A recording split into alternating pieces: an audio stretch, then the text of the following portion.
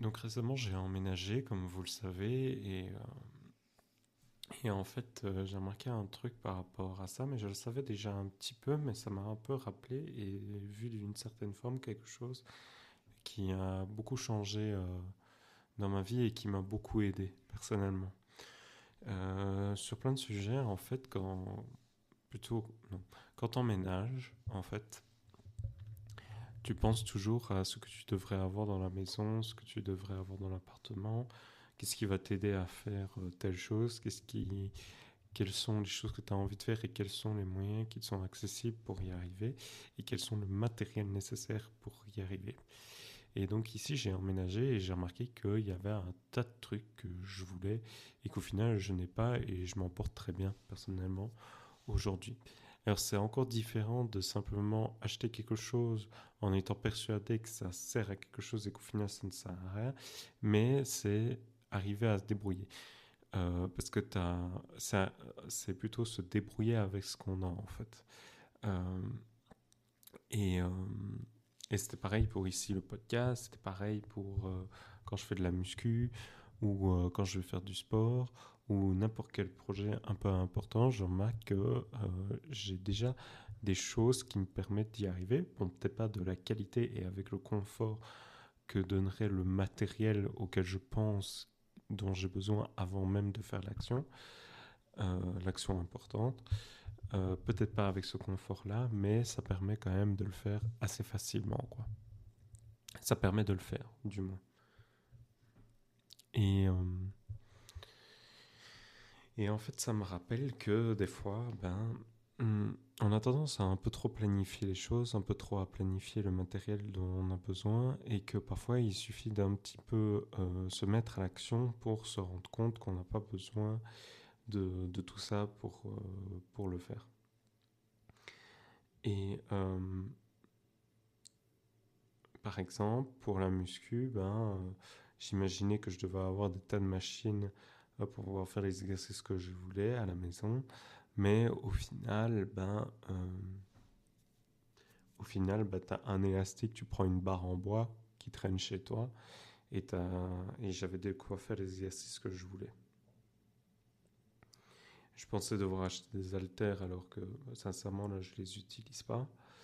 Alors que j'en ai, bon, pas aussi professionnel enfin pas aussi incroyable que ceux que j'aimerais bien avoir, pas aussi simple d'utilisation que ceux que j'aimerais bien avoir, mais en tout cas, en tout cas ici je me débrouille bien avec. Et limite, je suis pas sûr qu'avec les exercices que je veux faire, ça me serait utile d'avoir des haltères. Voilà. Euh, Ou encore, par exemple, là, je viens d'arriver à mon bureau et je sais très bien que je m'étais imaginé un setup un peu hybride entre l'ordi que j'ai ici et le Mac que j'ai, le MacBook que j'ai. Mais je sais très bien que c'est juste du confort, c'est pas forcément nécessaire. Et je veux dire, ça a un certain charme en fait de commencer avec du matériel assez simple, c'est pas très confortable, mais je trouve que ça aide pas mal parce que euh, j'ai limite l'impression qu'en fait, de trouver le matériel qui te mettra confort pour faire tout ça, c'est un peu une excuse pour t'empêcher de commencer ce que tu veux en fait. T'as pas besoin de beaucoup de choses pour commencer à faire du sport, t'as pas besoin de beaucoup de choses pour faire des podcasts, pour faire des vidéos. T'as pas besoin de grandes choses chez toi pour dormir, manger, etc. etc. Et, euh, et en fait, de plus en plus, je me demande l'intérêt d'acheter du matériel, d'acheter des choses. Euh, c'est quoi leur intérêt en fait? Parce que moi, je m'en sors très bien là avec ce que j'ai. Ok, c'est peut-être pas le confort que beaucoup de gens espéraient, mais je vais très bien et même ça m'arrange parce que ça fait des économies d'argent aussi quelque part, quoi. Donc, je remets un peu en cause l'utilité des coûts, d'acheter des choses, d'essayer d'investir dans du matériel, parce que la plupart du temps, j'en ai pas besoin. Ce qui fait que j'ai un peu j'essaye d'adopter une certaine mentalité du minimalisme. Et j'avais déjà vu une vidéo de Cyrus North sur le minimalisme et lui il disait que ça servait à rien et que ça lui faisait plaisir d'acheter des choses, qu'il trouvait que c'était de la merde parce que ça lui permettait d'acheter des choses. Et c'est vrai que, et c'est vrai que je comprends tout à fait son point de vue.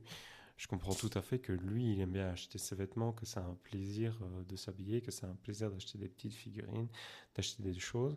Moi, en l'occurrence, c'est pas forcément toujours mon cas. Je me sens bien plus à l'aise dans un endroit pas trop chargé, dans une garde-robe pas trop chargée, sur un bureau pas trop chargé, dans une maison pas trop chargée. Et, euh, et donc j'aime beaucoup ce truc du minimalisme. Et il présentait notamment le fait que que ça permettait de se détendre. Euh, de voir que le minimalisme, c'est un outil pour arriver à une certaine stabilité émotionnelle et une stabilité mentale.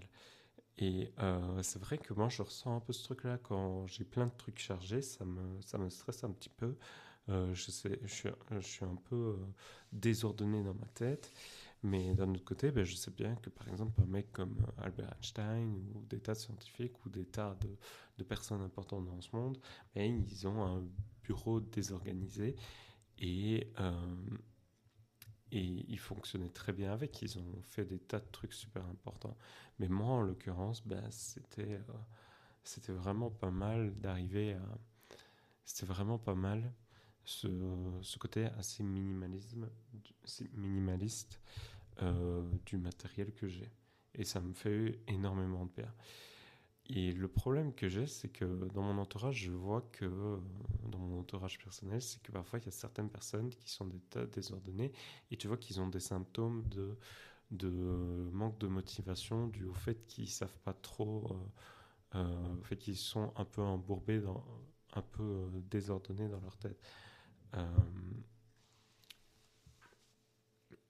et je me dis que c'est parce que je sais bien qu'il y a un phénomène. Notre cerveau a un espèce de biais où il essaye de combler l'espace vide. Et c'est un peu une gymnastique de l'esprit d'essayer de se forcer à pas trop remplir les choses, à bien se triturer la tête pour se rendre compte que, pour se permettre de, pour se permettre d'avoir de l'ordre et de s'empêcher d'avoir du bordel partout sur son bureau, dans sa garde-robe, etc., etc.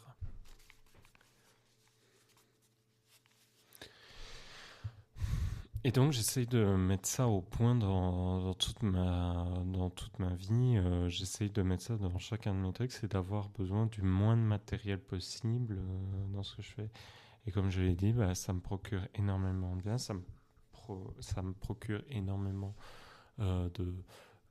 Enfin, ça fait perdre une quantité énorme de stress parce que parfois le matériel, bah, ça coûte cher. Tu peux le casser, tu peux mal l'entretenir, euh, tu dois faire des réparations dues à l'usure normale de l'objet, etc., etc. Et je veux dire, ça cause beaucoup moins de problèmes au quotidien, beaucoup moins d'émotions négatives au quotidien. Et, euh, et comme je l'ai dit, ben, on ressent une forme de stress à cause du fait de... Enfin, moi personnellement, je ressens un espèce de stress dû au fait que j'ai beaucoup de matériel. C'est comme ça. Donc moi personnellement le minimalisme j'aime beaucoup ça et j'applique ça de plus en plus au quotidien. J'essaye de le moins de dépenser possible. Aussi c'est bien pour les économies pour l'argent donc c'est vraiment pas mal. Euh, Maintenant je sais que ça peut pas plaire à tout le monde euh, mais je voulais un peu en parler. Et ce qui est assez marrant, c'est comme Cyrus North avait dit dans sa vidéo, c'est que ben, les gens ils remarquent pas tellement que tu as assez peu de matériel en fait, tu as assez peu de choses, c'est pas quelque chose auquel ils font trop attention. Quand tu reviens tout le temps avec les mêmes vêtements, ils font pas trop attention. Pour mon entourage, la quantité d'appareils électroniques que j'ai, enfin, mon ordinateur fixe, mon ordinateur portable, mon clavier, le fait que j'ai des supports écrans, que j'ai 2 écrans, et ben en fait, pour eux, c'est immense en fait, la quantité. Et pourtant, c'est assez minimaliste au final, au niveau de la puissance, etc. Non, c'est vrai. Mais j'ai pas 36 000 choses qui traînent sur mon bureau, quoi, au final. C'est assez organisé et il y a pas 36 000 choses. Et je trouve ça assez impressionnant parce qu'au final, le minimalisme, on en parle énormément. Enfin, les gens qui font ça sont un peu vus d'un œil de travers, en fait. Et au final, ben, ils sont pas. Au final, c'est quelque chose d'assez personnel, quelque part, cette démarche. Parce que les gens ne font pas attention et c'est surtout à toi que ça fait du bien.